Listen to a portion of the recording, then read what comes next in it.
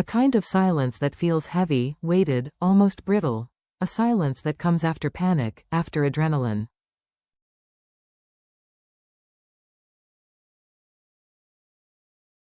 After the rush of someone losing ground beneath his feet, and in that silence, a single voice, calm.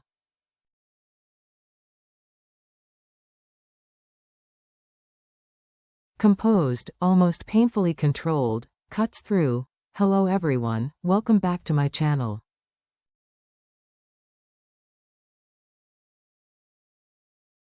But beneath that calm opening line is the world of a man unraveling. Today's installment continues the tense,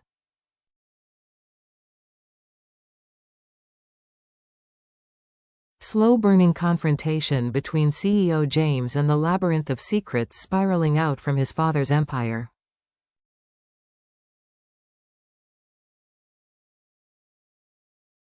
What began as a mild unease in previous episodes, the kind of instinctive discomfort one ignores to keep the peace, has now hardened into certainty.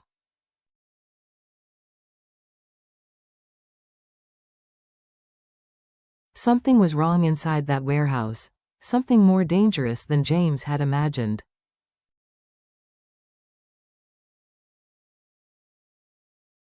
And the truth, when it finally surfaced, arrived through the hands of one man, Lynn.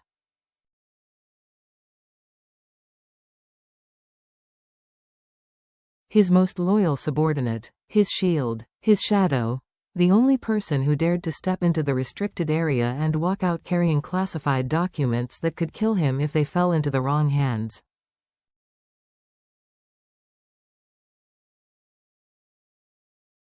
Those files weren't just paper. They were a turning point. The days that followed were merciless.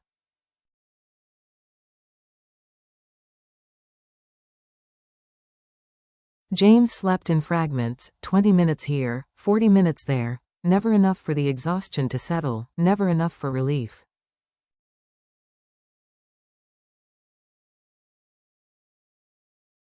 His eyes, usually sharp and steady, now burned with sleeplessness.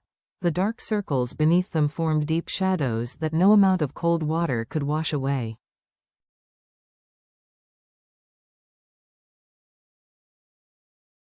But every morning, he stepped into the company like a man performing a role he could not afford to fumble.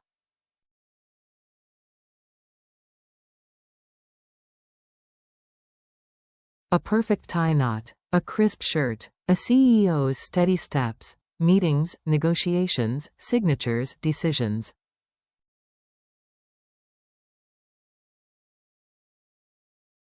He moved as if nothing in the world was wrong. But beneath that immaculate mask was a man fighting to keep his world from falling apart.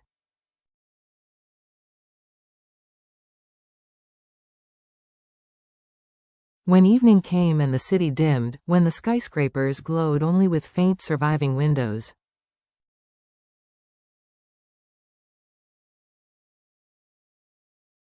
when traffic thinned and the world seemed to lower its voice, James shed the armor.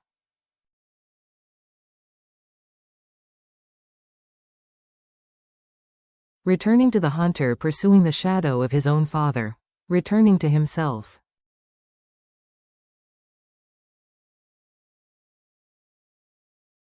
Every night was a battlefield. His office turned into a crime lab. His hands sifted through files Lynn smuggled out at great risk.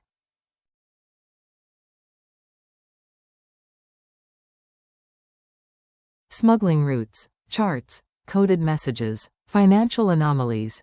The outline of a blueprint that looked nothing like legitimate business.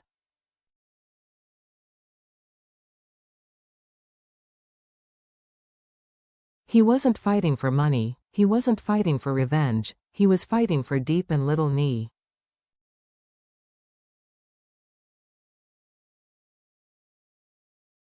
For the right to hold them without fear.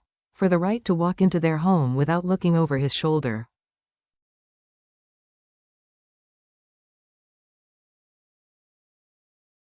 For the right to love them openly, but until he had evidence, solid, irrefutable, heavy enough to bring his father to his knees, he had to stay away.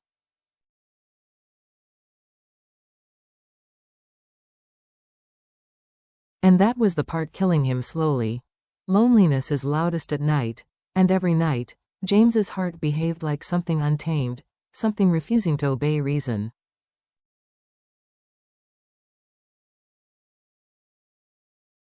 The more he told himself to stay calm, to stay distant, to stay focused, the more vivid Deep's image became.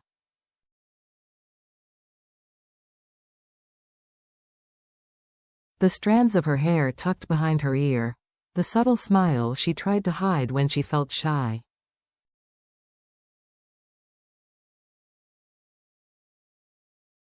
Her soft voice when she soothed Nhi to sleep. The warmth she carried in her presence, like a quiet sunrise.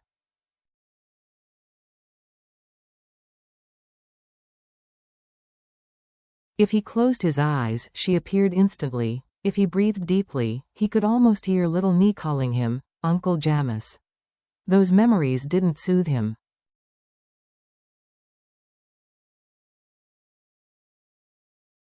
They carved him open from the inside, so he did the one thing that both comforted and destroyed him. He opened the photo folder on his phone.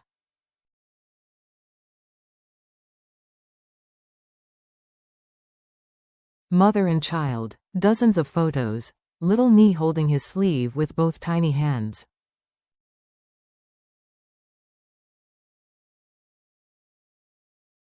Deep laughing, flour on her cheek, during a chaotic attempt at baking. Nhi wearing mismatched socks and insisting it was fashion.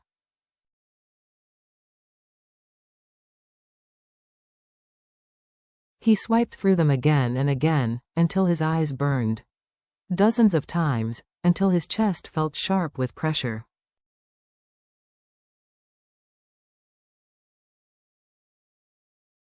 Until finally, one night, he couldn't endure it anymore. He drove to Deep's neighborhood.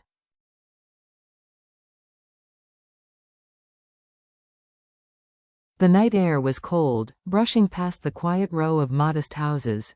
Street lamps cast fractured amber light across the pavement.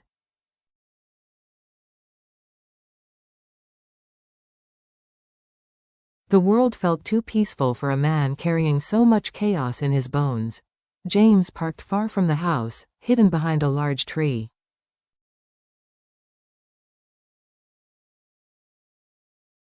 He didn't approach. Instead, he positioned himself behind the wall near the gate, close enough to see.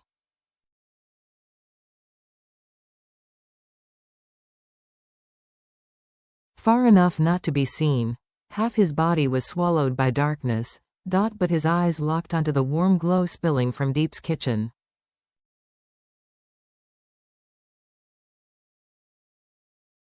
Inside, her silhouette moved softly. Maybe she was washing dishes, maybe cutting vegetables.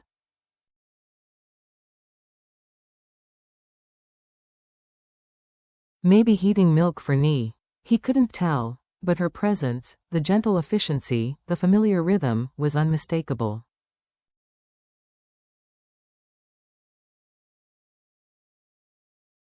And in the backyard, Nhi, she was playing with her tiny toy set, hopping from spot to spot with that clumsy determination only toddlers possessed.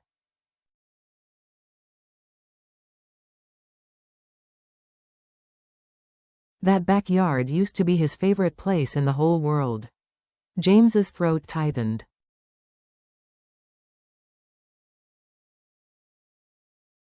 Because every time he came home, Nhi would sprint across it, arms open, laughter bright.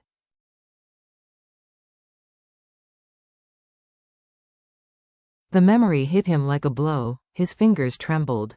His breath caught. His vision blurred for a moment.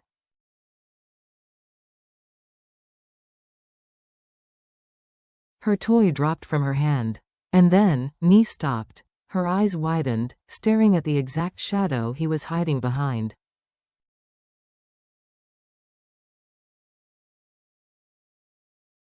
Children know the presence of someone they love, even in silence.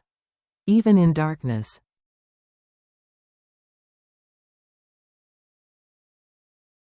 Uncle Jamis? Her tiny voice shattered his composure. Before he could react, before he could warn her.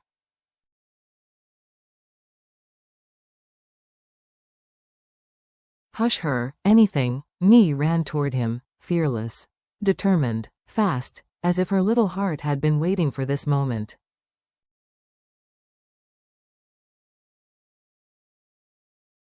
She collided into him with such force he staggered, her arms wrapped around his neck.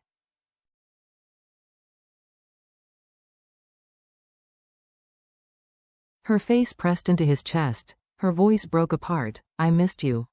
I thought you didn't want me anymore. James froze.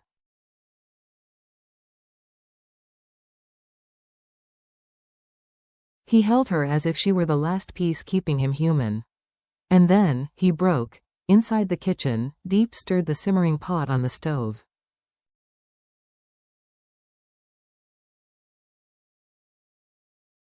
Steam warmed her cheeks, tinting them pink.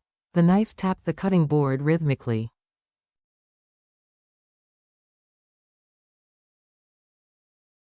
She waited for Nhi's laughter, for the clacking of her daughter's toy, for the hum she always made while playing.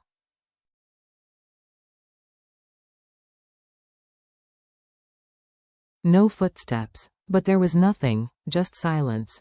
No giggles, a silence that felt wrong.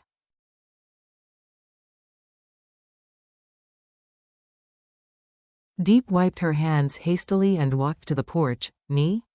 Where are you, baby? She checked the front yard.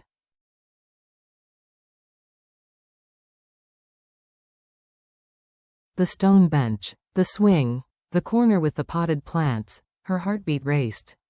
Empty.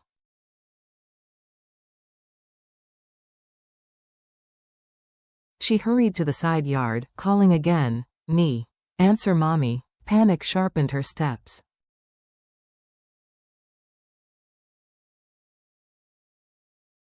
When she reached the backyard, she froze, Nhi sobbing in his arms. Holding Nhi, James.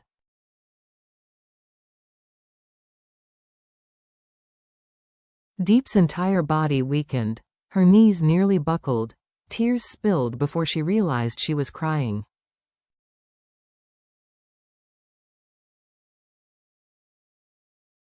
James, you're alive? Her voice trembled, cracking at the edges, barely recognizable.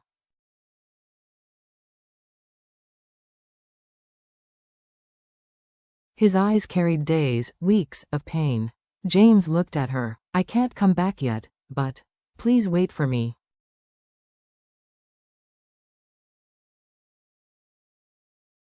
The words landed heavily in the cold night air. Diep collapsed inward, relief, fear, anger, love, everything erupting at once.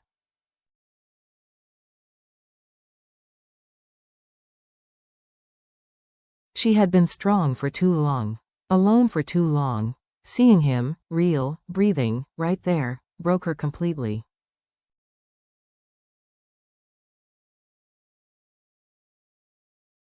Nhi cried harder when James said he had to leave. She clung to him like a lifeline. No.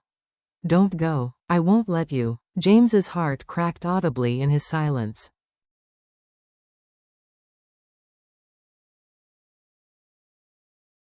He lifted her tiny face gently. If I stay, your mother will be in danger. He kissed Nhi's forehead.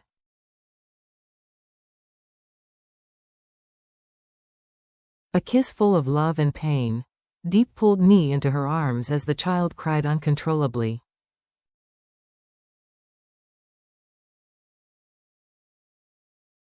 Then again, James stepped back. His shadow stretched and blended into the night. Right before disappearing, he spoke. Diep, don't tell anyone I was here.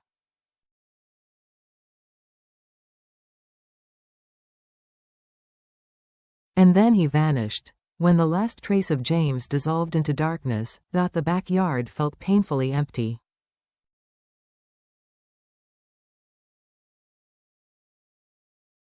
Diep held Nhi tightly, both crying quietly as the cold wind curled around them. James's final words lingered like fragile glass. I will come back.